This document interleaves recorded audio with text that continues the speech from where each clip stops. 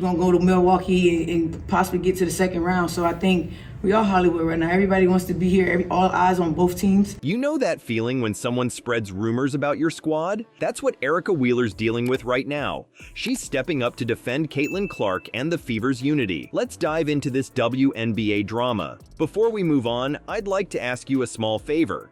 If you appreciate this content, please take a second to like this video and subscribe to the channel. Over 98% of you watch the videos without subscribing. It costs you nothing, but it makes a huge difference to us. So, did you click the subscribe button? Great, thank you so much. Now, back to the video. A witness in the changing room disputes Swoopes' account of chaos. The truth about the Fever will be revealed by Erica Wheeler in the next seconds. An unexpected development is about to happen. The next person up is Erica Wheeler, who was Clark's teammate and is a veteran WNBA player. This is not just some anonymous person offering their 2 cents. Edub compared Indiana to Hollywood when we talked to her. I know the excitement has kind of followed you for a little while, but I'm curious your spin on that and Indiana in particular. So yesterday I was on Twitter and someone said that Indiana is the new Hollywood. So I thought it was pretty cool that Wheeler is in a position to clarify things. And trust me when I say that what she says runs counter to everything Swoopes has said. What was Wheeler's initial statement to Clark? Imagine if she didn't allow me to de-escalate situations. It would be even more bad. Oh please, what? No, that inexperienced player isn't the one causing problems. In the locker room, Clark appeared to be doing his part to keep everyone calm. This, though, is only the beginning. Wheeler is painting a drastically different picture of what's happening with the Fever.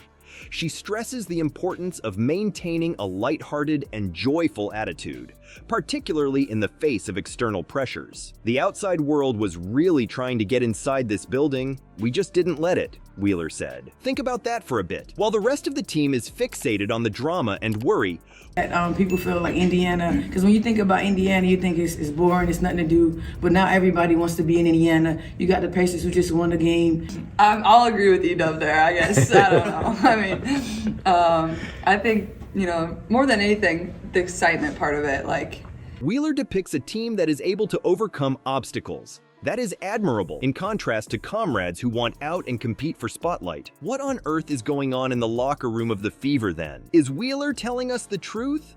Or is this the chaotic environment that Swoopes described? And here is just when things start to get complicated. To clarify, Wheeler isn't a random source. Clark and she are in the trenches side by side every day. She gets a first-hand look at how the rookie deals with team dynamics and the responsibility to represent the franchise. She understands the current situation better than anyone else. Her comments also shed light on the matter.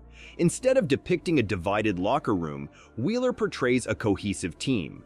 The athlete in question is aware of her influence and is striving to redirect it in a positive direction. This is not the story of an inept rookie. Think about what this scenario could lead to. Who could possibly doubt Wheeler if she told you the truth about the Fever's locker room drama? All the rumors might be unfounded.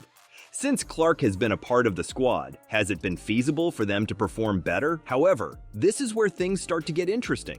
Wheeler does more than just defend Clark. She goes over and beyond by dropping indications regarding the squad's handling of the external burden. When she explains the team isn't letting anyone in, we get a peek at their strategy for handling all the attention. Against Rutgers and UConn game, that was probably the biggest game as far as like a crowd for me. So to be able to go out here every night in the summer to have a sold-out crowd is going to be super special. And for me, I'm excited. I haven't played in front of a crowd like this since I was in college when we played against UConn, and that was when Maya was playing. Everyone was wrong to assume that the Fever were further apart than they actually are. Instead of breaking down under the pressure, they are pulling together. In what position is Clark? She might be adding to the team's strength instead of being the center of attention. In light of this, what shall we do? Swoopes shows a squad in chaos on one side of the coin. Wheeler, meanwhile, depicts a youngster who is strong in times of trouble and contributing to the team's unity.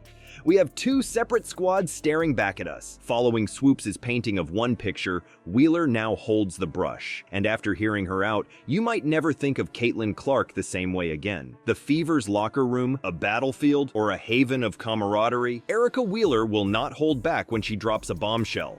She has finally revealed the truth regarding Caitlin Clark, contradicting Swoopes' claims. Remember how we talked at length about dramatic tension? The tables are about to be turned on everyone by Wheeler. First of all, Wheeler isn't just being supportive, she's actually praising Clark. Clark, she claims, is really a kid at heart and makes the game more enjoyable for everyone. What Swoopes described is very different from that. It would appear that Clark is not causing any problems, but rather providing the squad with much-needed enthusiasm.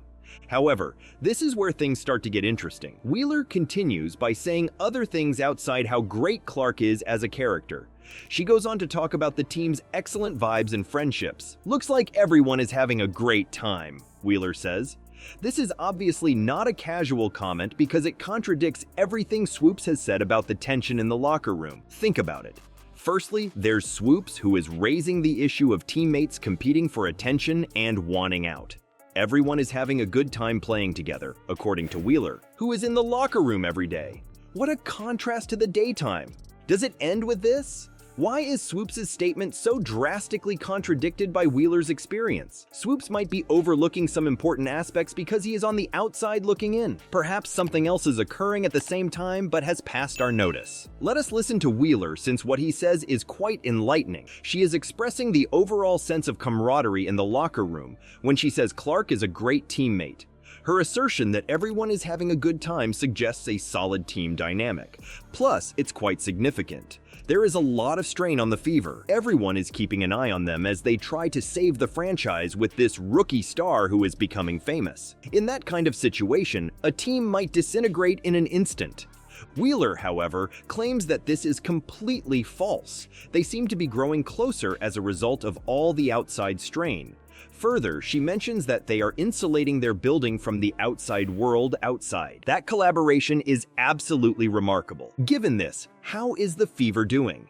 When Wheeler is being truthful, and why wouldn't she, we might be looking at a very stronger squad than anyone anticipated. Instead of breaking down under the pressure, they are pulling together. In what position is Clark? She might be adding to the team's strength instead of being the center of attention. Wheeler seems to be pulling back the curtain to show the truth about what's going behind the scenes. This is a squad that isn't just holding its own under all this scrutiny.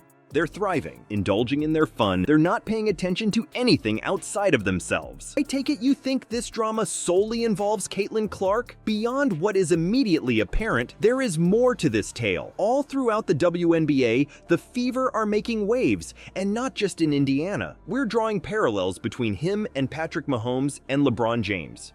Wow, that's really going overboard. High levels of anticipation put a strain on things. Everyone pays close attention to Clark, just as they do to all WNBA rookie stars. Because of her, everyone's lives have become hermit crabs. What Sheryl Swoopes stated about the locker room drama will stick with you forever, and that's only the start. Swoopes has been known to criticize Clark. This has persisted from her college days. She has been critical of Clark ever since. Surely this makes one wonder if there is some sort of private issue at play. However, bear with me here. Clark isn't the sole player here. There is a lot of competition among the younger players for playing time in the league. Surprisingly high levels of stress for these rookies. Think about how much pressure you must have felt as you stepped foot on the court for the first time, knowing that everyone was watching. It would be snapped at by anyone. Yeah, not even the fans can escape it. The media, retired players, and the general public all have different opinions. As if these fresh faces can't handle life on their own, they're always being watched. Staying focused on your performance becomes next to impossible when you constantly worry about other people's opinions of you. When it comes to that, colleagues like Erica Wheeler are priceless. When she defended Clark, she wasn't just looking out for one player. She showed the world the importance of having colleagues' backs at all times by doing this. Our cohesiveness as a team is on the line. Therefore, let's all give it our best. Think about it. If the Fever gave in to the outside pressures and let themselves be overwhelmed, they would collapse before the season even started. Despite this, they are truly coming together. Instead of giving in, they're strengthening themselves to withstand the pressure. The number of clubs and players participating exceeds 1, How the WNBA handles its promising young players is at the heart of the matter. They seem to be placing an excessive amount of pressure on these young players, but do they really want them to succeed? In defending Clark, Wheeler discloses important information. Playing well on the court is just one factor. It's about having a strong support system that helps you navigate the unpredictable journey of fame. Even the most skilled player would fail without it. Keep this in mind the next time WNBA drama is brought up. There's typically more to the story.